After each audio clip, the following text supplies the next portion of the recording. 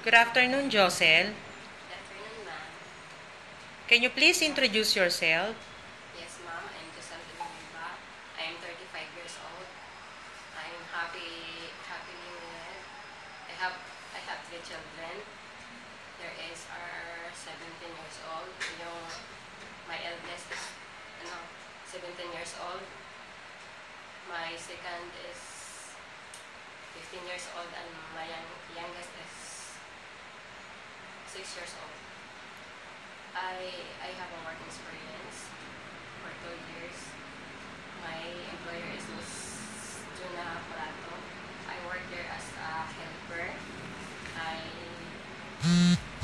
work there is cooking the house, taking care of their babies, and cook their foods.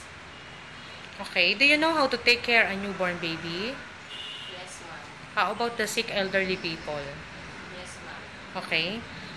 Why do you want to work in Hong Kong? I want to work in Hong Kong, ma'am, because I want to earn more money, and I want to educate my children with my money. Okay. I will ask you some question. If your prospective employer cannot provide you Sunday off, is it okay for you? Yes, ma'am. Any kind of drugs, food, or detergent you have allergic? No, ma'am. Are you afraid of pets like dog or cat? No, ma'am.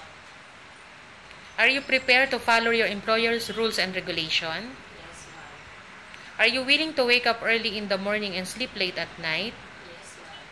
Are you willing to cut your hair short? Yes, ma'am.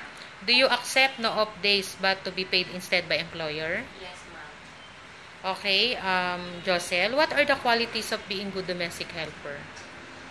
Qualities of being a good domestic helper, ma'am, is being trustworthy, ma'am, hardworking, patient, honesty, and obedient. Okay. Do you have a message to your prospective employer? Yes, ma'am. Okay, what is your message to your employer, sorry? Sir, ma'am, if I will be selected, you can trust me. I am a hardworking person. I am God-fearing. I will take care of your family. I will